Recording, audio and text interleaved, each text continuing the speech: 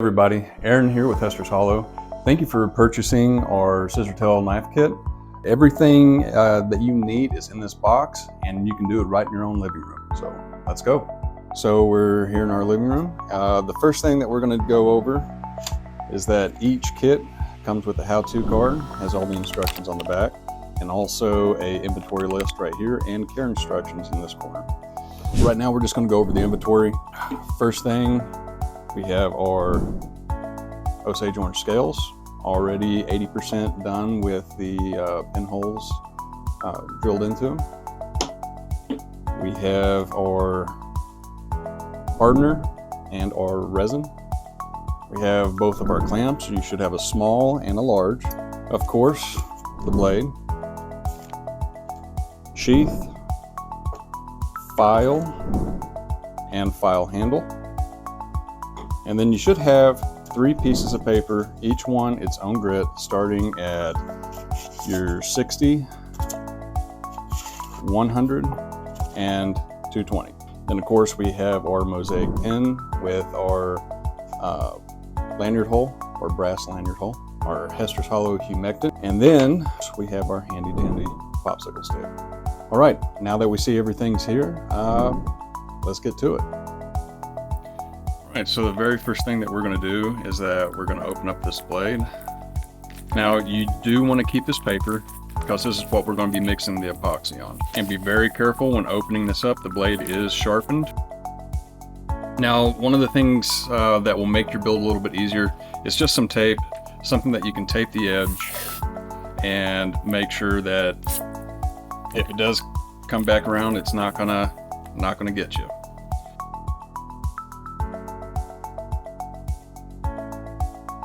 So we got our blade taped up. One of the things that I do like to do is just take our alcohol here, spray down a paper towel, and then just wipe the handle. It just makes sure that there's just no dirt, grime, anything like that.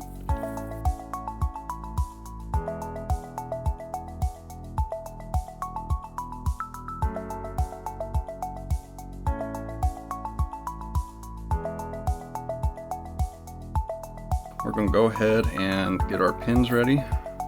Just take the tape off. And you'll notice with your scales too, there is a left and a right. So the first thing I like to do after everything is prepped is that I will take one of the scales. It really doesn't matter which side, we'll do the right one.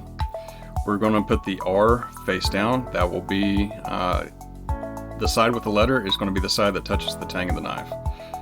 Put that down like so.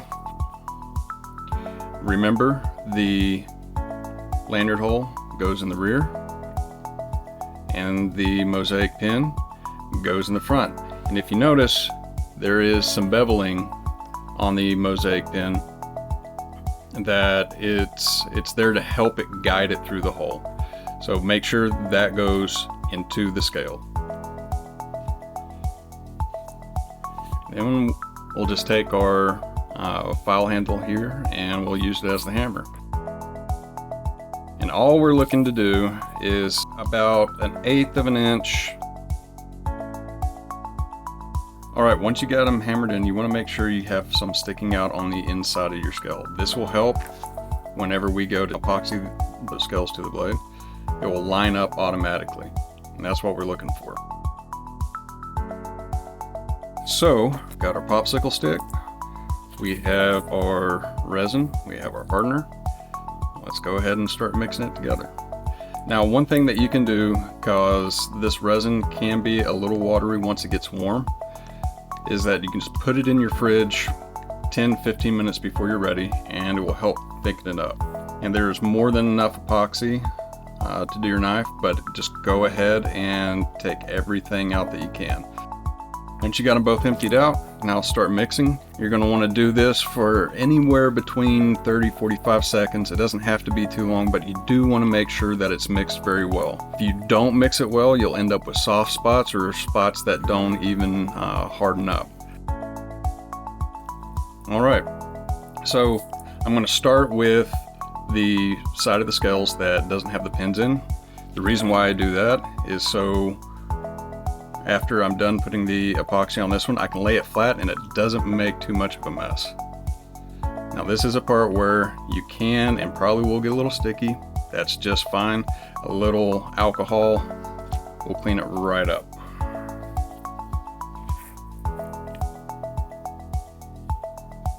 Go ahead, make sure that it's completely fine if you get it on the pins or in your lanyard hole. I'll show you how to clean that out once we get around to it. Just make sure everything is nice, evenly coated. And then now we're ready. So like I said, you line up, kind of press it on, flip it over, and I've got a little hammer right here. And all we're doing is making sure that we got a little bit sticking out.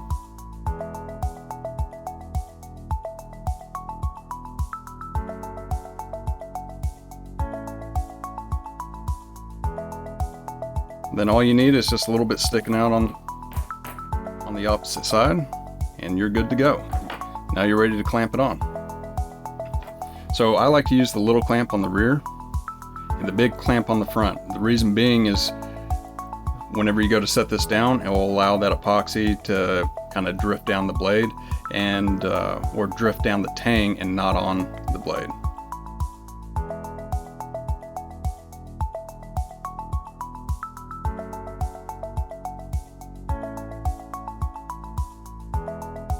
Now on the front, I like to go just in front of the pins and try to center it as best as you can. So now that we got our scales on, our clamps on, nice and sticky, we'll go ahead and clean off the excess epoxy. Go ahead and grab one of these, and we're just gonna wipe it down. And you want to do this just because whenever the epoxy hardens, that's just more stuff for you to have to take off. So we want to make sure that there's as little as possible where you're going to be doing a lot of your sanding.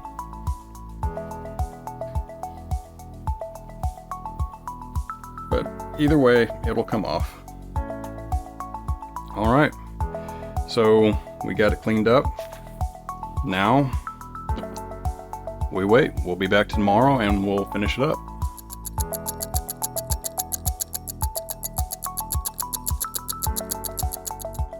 All right, so it's been long enough, a little over 24 hours. Everything is dry to the touch. It's hard. It's no longer tacky. That's what you're looking for. So we can go ahead and pull these clamps off.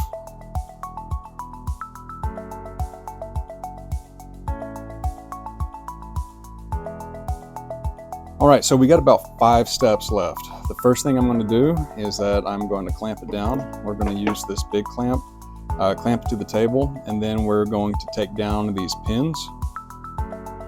And then we're going to start in with the sandpaper, starting at 60, 100, and then 220. Now that we have our blade clamped down onto the table using our large clamp, we're ready to start filing. So you're going to need your file handle and your file. Easiest way I found to do this, just press it in. You can put it on top of your sandpaper and you're good to go. It's not going anywhere. So with this file, it only cuts in one direction, so it's going to be in the pushing motion, so push away from you while pushing down as well.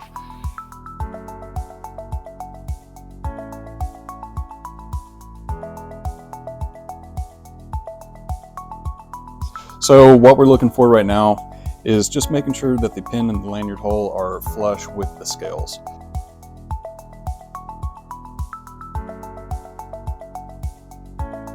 All right, now we're ready to start shaping the actual handle. In this step, we're going to start with our 60 grit sandpaper. I like to go ahead and remove the file from the file handle. Then I take my paper and I just wrap it around the file, just like that. Now with this paper, all we're doing is getting kind of a rough draft of what we want the overall shape of the handle to be. It's going to look a little rough, but that's exactly what it's supposed to do. So first things first, I'm going to break all of my edges, and then I'm just going to push that radius further towards the tang on the inside and then further towards the center of the handle on this side.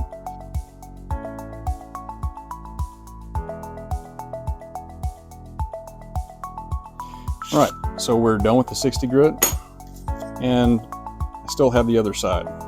So if you want to do more work, you have plenty of paper here to do it.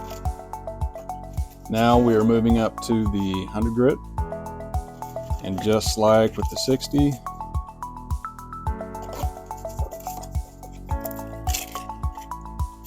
just tear it in half.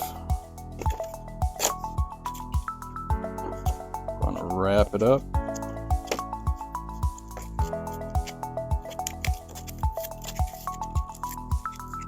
Now we're ready to work. So at this point with a 100 grit sandpaper, now we're just starting to refine everything. We're making sure that we're not having any lines, whether you can see them or feel them. Everything nice and smooth and comfortable. Also be sure that you're hitting your pins, because by the time we get to that 220, they'll be nice, smooth, shiny, and bright. And that's what we're looking for.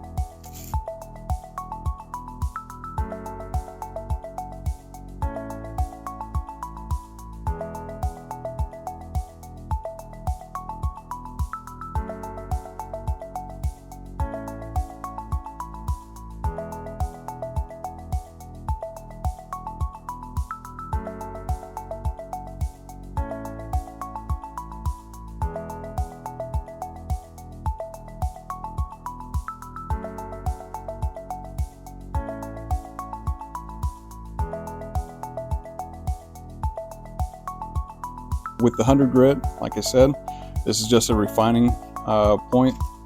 All we're trying to do is make sure we're getting all that 60 grit marks out of the wood and off of the pins.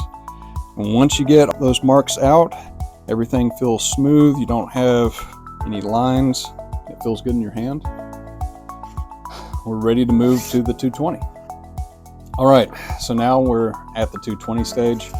I'm going to do the exact same thing like I do with the 60 and the 100 grit. Just going to kind of fold it in half, tear it down the middle, maybe. There we go. And then again, I'm just going to wrap up this file.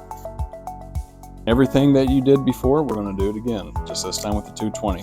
Now with this, we're just making everything nice and smooth, and that way it feels good to the touch. And then also, whenever you're doing this, make sure you're hitting your tang. Again, hit your pins, smooth them out, make sure that all those deep gouges, especially from the 60, was taken out with 100. And once those, like I said before, those are out, hit it with the 220 and shine it up.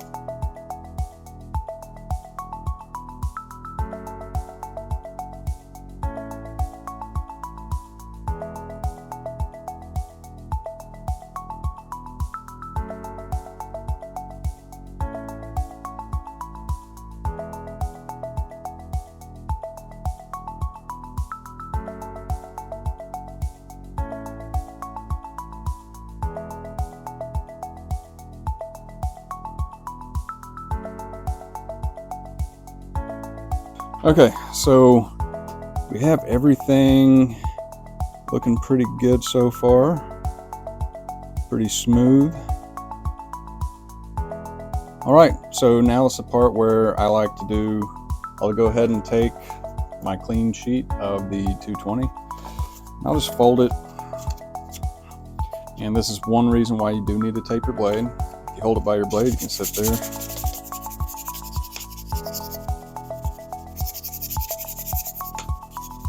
Just smooth everything out, blend everything in.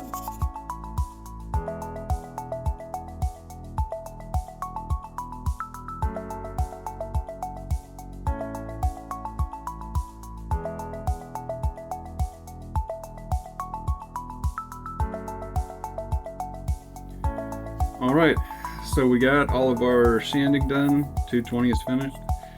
Everything is nice and smooth. My lines are out. Feels good to my hand. So last bit, we're just going to take our humectant here, and this is food safe. This goes on your handle, it can go on your blade, and it can go on your sheath. it will help keep everything vibrant and also protected. My hands are dirty from doing this, so I'm just going to use a paper towel. You do not need very much at all. Just even that little bit right there is more than enough. And I'll just do one side so you can really see the difference. Alright, so that side has the humectant on it, that side doesn't. So we'll go ahead and add it to the opposite side. Alright, and then I'll take the part with nothing on there just to wipe off all the excess, because it does not have to be wet. You don't want it wet or wet feeling, so just wipe that off. And there you have it. Let's go ahead and take the tape off. Be very careful when you do this. Remember to pull down the blade, don't pull up.